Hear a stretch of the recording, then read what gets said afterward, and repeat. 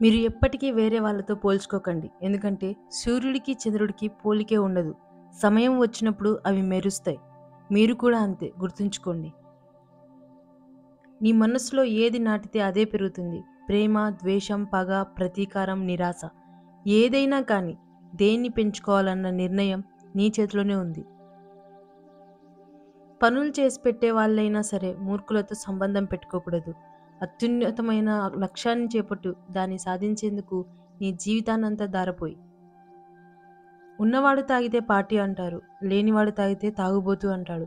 ఉన్నోడు తిరిగితే డేటింగ్ అంటారు. లేనోడు తిరిగితే బరి తెగించారు అంటారు.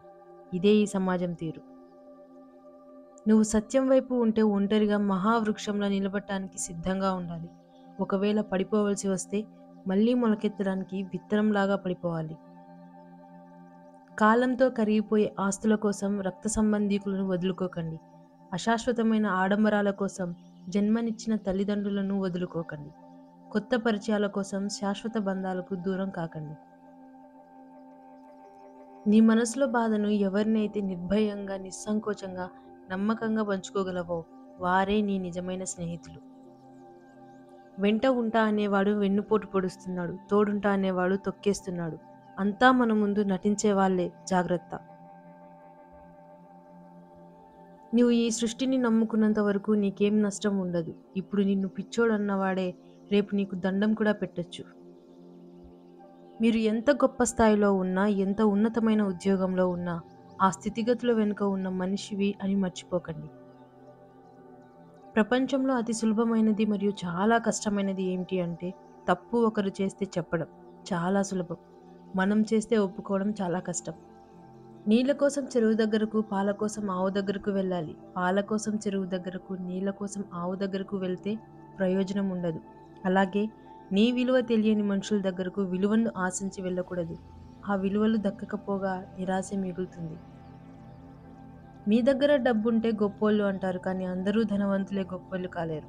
తనకి రాని కష్టం పక్కవాడికి వచ్చినప్పుడు మనసు చెలించి సహాయం చేసేవాడే గొప్పోడు. నీకు వచ్చిన కష్టాలు కలకాలం ఉండవు. ఈరోజు నీవు ఒకరికి చేసే సహాయమే రేపు ఏదో ఒక రూపంలో నిన్ను కాపాడుతుంది. మనిషికి కష్టం ఎదురైనప్పుడు విజయం విలువ తెలుస్తుంది. బ్రతుకంటే భయం లేకపోయినా పర్వాలేదు, కానీ బాధ్యత లేకపోతే మాత్రం నీ జీవితానికే ప్రమాదం.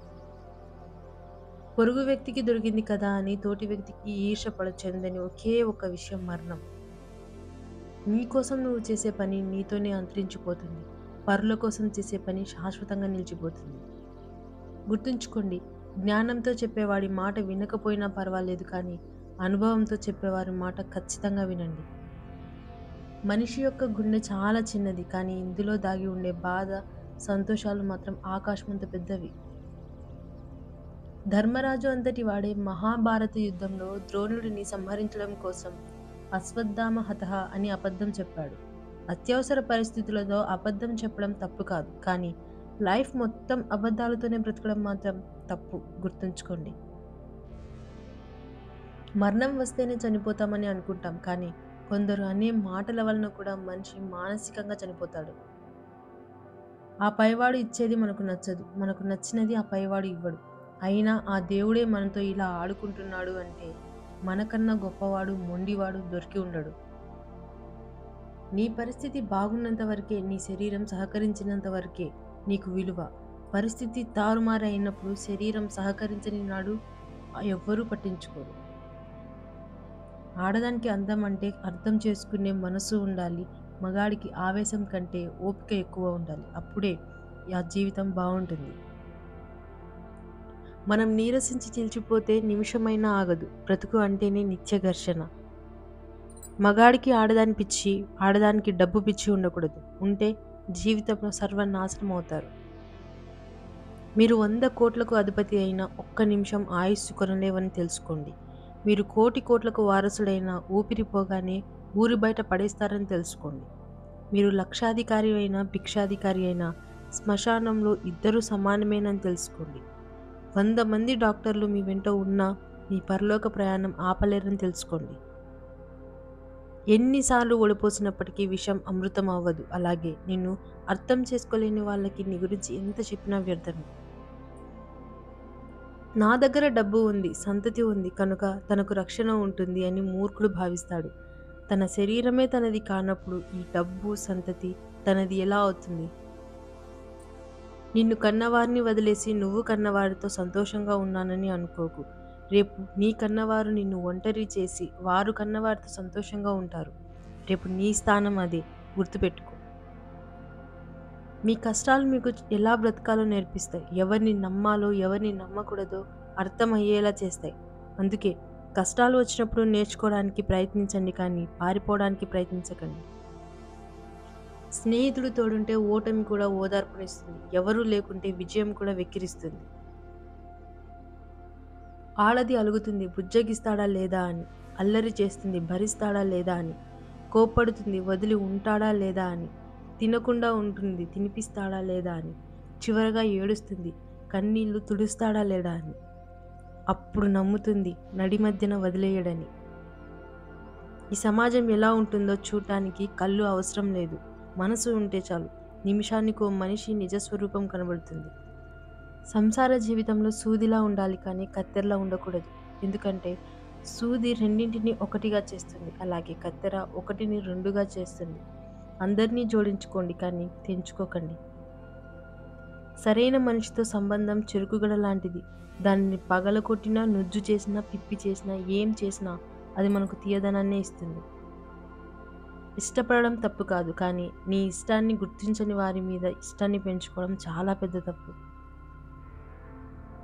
వంకర మాటలు 100 మాట్లాడే బదులు సూటిగా ఒక్క మాట మాట్లాడండి, మీ విలువను పెంచుతుంది. ఆనందం అనేది వస్తువులలో ఉండదు, అది మన మనస్సులో ఉంటుంది. సుఖశాంతులు అనేవి సంపదలలో లేవు, మనం సంతృప్తి పడడంలో ఉంటుంది. ఎంత సాధించినా సంతృప్తి లేని జీవితానికి శాంతి అనేది ఉండదు. డబ్బులు ఇచ్చి చూడు, తీసుకున్న వాళ్ళు నిన్ను పూలతో పూజిస్తారు. అలాగే ఇచ్చిన డబ్బును అడిగి చూడు, నీపైన దుమ్మెత్తి పోస్తారు. ఇదే కదా డబ్బు మహిమ, ఇదే మనుషుల తీరు కూడా. 2 క్షణాలు నవ్వితేనే ఫోటో చాలా అందంగా కనబడుతుంది. మరి ఎల్లప్పుడూ మీరు నవ్వుతూ మీ లైఫ్ ఇంకా ఎంత అందంగా ఉంటుంది. బ్రతకడానికి కష్టపడండి, ఏదైనా సాధిస్తారు. కానీ కష్టపడకుండా బ్రతకడానికి ఇష్టపడకండి, ఏదీ సాధించలేరు. మరణించాక కూడా మనం బ్రతికి ఉండాలి అంటే 10 మంది చదువుకునేలా ఏదైనా రాసిపోవాలి, లేదా 10 మంది మన గురించి రాసేలా ఏదైనా చేసిపోవాలి. మనకు ముందు చూపు ఉన్నప్పుడే మనం లైఫ్లో గెలవగలం. పడవ మునుగుతున్నప్పుడే ఈత నేర్చుకుందాం అనుకుంటే బ్రతుకు వ్యర్థమవుతుంది. గుర్తుంచుకోండి, మన ఇంట్లో 4 మనుషులు ఉండి 3కి మాత్రమే సరిపడా అన్నం ఉంటే నాకు ఆకలిగా లేదు అని ఏకైక వ్యక్తి అమ్మ ఒక్కతే. ఎదిగిన వాళ్ళ పరిచయం కోసం ఎగపడతారు, మనకు పరిచయం ఉన్న వాళ్ళు ఎదిగితే తట్టుకోలేరు. మీకు ఓ మంచి గురువు లేకున్నా పర్వాలేదు, కానీ మంచి ప్రవర్తన మీకుంటే మీరే ఓ 10 మందికి ఓ మంచి గురువు కావచ్చు. నువ్వు ఏ దీపాన్ని అయితే ఆరిపోకూడదు అని నీ చేతిని అడ్డు పెడతావో నిజానికి ఆ దీపమే నీ చేతిని కాలుస్తుంది. కొంతమంది మనుషులు కూడా అంతే, వాళ్ళకి నువ్వు ఎంత మంచి చేయాలని చూసినా చివరకు నువ్వే చెడు అవుతావు. ఉన్న స్థలాన్ని మారిస్తేనో అలవాట్లను మార్చుకుంటేనో నీ జీవితం మారదు. నీ ఆలోచన విధానం మారాలి, అప్పుడే నీ లైఫ్లో అసలైన మార్పు సంభవిస్తుంది. భర్త సహకారం ఉంటే భార్యకు నరకం కూడా స్వర్గంలా అనిపిస్తుంది. భర్త సహకారం లేకుంటే స్వర్గం కూడా నరకంలా అనిపిస్తుంది. ఒక మనిషి మంచివాడు కావాలంటే మంచి పనులే చేయనక్కర్లేదు, ఇతరుల గురించి చెడుగా మాట్లాడకుండా ఉంటే చాలు.